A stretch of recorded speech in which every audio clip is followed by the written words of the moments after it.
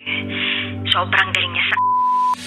Rocky's Secret Files. Secret Files. It's the kind of bleep you never knew existed. Kunwari inosente, pero boy naman pala. Rocky's Secret Files. Secret Files.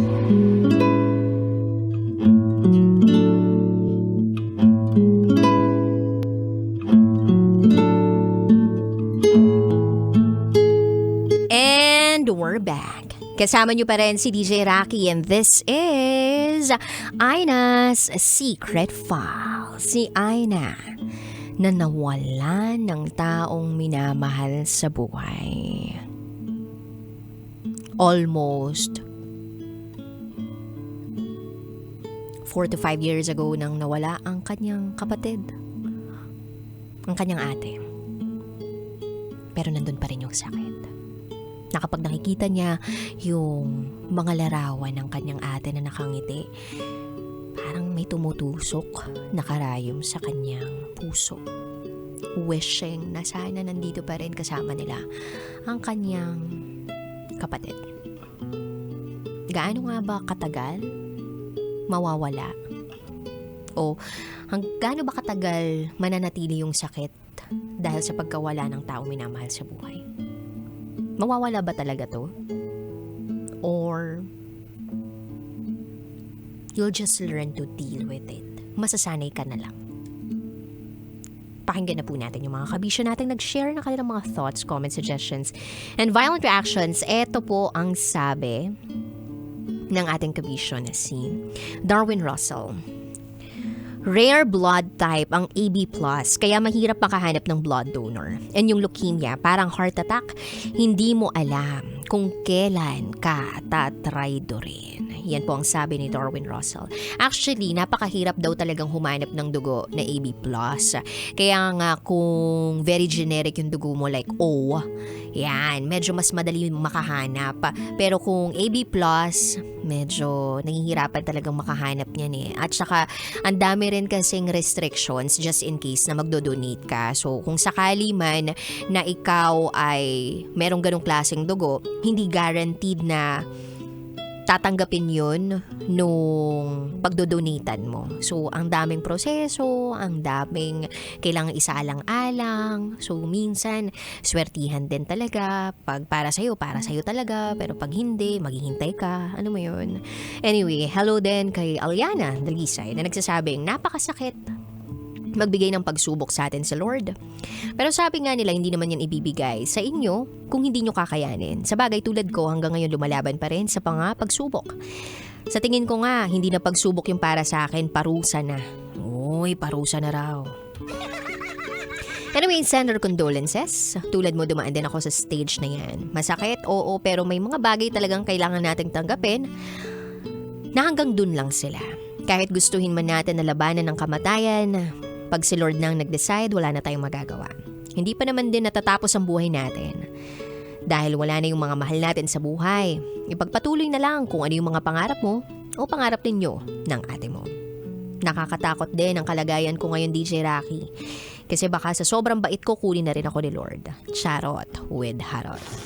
Marahay na hapon sa Gabus. Uy, thank you so much, Aliana Dalisay. True. Kahit gustuhin man natin na labanan ng kamatayan, pag ang Panginoon na ang nagdesisyon, wala na tayong magagawa. Hi kay Mayumi. At ang sabi niya, deepest condolences kay Secret File Sender. Ang sakit-sakit naman sa puso ng kwento ngayon. Pero timely tong kwento na to sa narinig kong sinabi ni Steve Jobs. Sabi niya kasi walang sino man ang gustong mamatay. Kahit yung mga taong gustong makapunta sa langit ay ayaw mamatay. Pero kamatayan lang talaga ang ating hantungan at hindi natin ito matatakasan. Kung pwede nga lang na immortal lang tayo para makasama natin ang mahal natin sa buhay habang buhay. Heist. Talaga ba? Yun ba yung sinabi ni Steve Jobs? Hindi ako sure kung may sinabi siyang ganun. And hindi rin ako sigurado kung lahat ng tao ganun yung thinking. Na lahat ng mga gustong makapunta sa langit ayaw mamatay. Feeling ko may mga mangilan-ngilan sa atin gusto na talagang pumunta sa kabilang buhay. Pero hindi pa time. May iba naman. Sila mismo yung nagdedesisyon na wakasan yung buhay nila, which is wrong. May iba naman na naghihintay na lang ng tawag ng kalangitan. And kung ano man yung nakatadhana para sa atin, yun yung mangyayari sa buhay natin. We just have to allow God to enter our lives. Ito naman sabi ni Igop Motovlog. Sad naman ang story ni SF Sender. Napakabuti pa naman ng ate mo. Shoutout na lang po sa grupo kong The Boss and Solid Independent Writers Group, Capitolio Chapter. Nakatune in palagi sa Love Radio. We thank you. Charles Sanchez says, si Maria ay masayahin at may malasakit sa sariling pamilya. Sa kanyang paglisa, naging masaya si Sender dahil meron siyang kapatid. Ika nga ni Taylor Swift sa kantang Happiness, there'll be happiness after you, but there was happiness because of you. Both of the things can be true, and there is happiness. You'll be happy, Sender, for her. Dahil kung hindi dahil sa ate mo, mananatili kang lugmok sa kalungkutan at tuloy lang sa pag-angat ng buhay. Be brave, Sender. Hi kay Paul Gregory Marvin Mark Bautista says, DJ Rap. At sa lahat ng kinig ng Secret Files. Para kay Aina. Napakabigat ng iyong storya. Maski ako, nalungkot sa'yo. definitely nakakalungkot ang storya ng ating secret file sender na si Aina. And I'm very sure na lahat naman talaga ng mga kabisyo natin out there naka-experience ng pagkawala ng taong minamahal nila sa buhay. Sino ba naman hindi naka-experience na mawalan ng tao na minamahal sa buhay? Sino yung forever namumuhay sa mundong to? Si Enrile yata.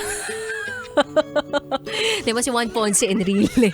Yun, diba? Parang feeling ko forever na mabubuhay yun sa mundong to. Diba? Kidding aside, kabisyo. Lahat tayo dun patungo. Hindi lang natin alam kung kailan. It's just so important to make the people you love feel loved. Yun lang. At kung meron kayong mga pangarap sa buhay na pinagplanuhan ninyo, pinag-usapan ninyo, then do everything that you can to achieve whatever it is na gusto nyong ma-achieve together. Naniniwala ako na walang hindi kakayanin. Basta you are driven by the force of love. Yes, may ganun. Pag pinairal mo yung pagmamahal mo sa isang tao, sa ibang tao, at lahat ng ginagawa mo is operated by love, naniniwala ako na you will make a long-lasting impact sa mundong ito. May purpose, kumbaga, yung existence mo sa mundong ito. That is to experience love and to share that love to others. So para sa'yo, sender, keep going. Malayo pa, pero malayo na. Hindi naman kailangan mag-move on sa pagkawala ng taong minamahal. Lagi ko nga sinasabi sa programa ko, you can never really move on from a loss of a loved one. You'll just learn to deal with it. Na kahit gaano pa tagal ang lumipas na panahon, hindi mo pa rin makakalimutan at hindi pa rin mawawala yung sakit. Nandun pa rin. At habang naaalala mo ang kanyang ngiti, maiiyak ka, maluluha ka, makakaramdam ka ng kirot na sana nandito pa rin siya. Pero ipanalangin mo na lang, lift up to God, whatever it is that you feel. Kasi ganun talaga ang buhay. Maiksi lang, pero masarap. Lalo na pag ako ang kasama. Charot, darot. Anyway, kabish, sumapit ay oras para kayo magpaalam. I gotta say, GTG as in got to go. Susunod na po ang programang Ed Sarapan kasama sina Diego at ang Henyo. Nakapiling ninyo ang inyong basa, Princess DJ Rocky Terate kayo nakatutok. Dito lang yan sa stasyong number 1, 90.7 Love Radio. Kailangan pa bang i-memorize yan? Basic. This is Aina's Secret File. Kailangan pa bang i-memorize yan? Love Radio. Basic!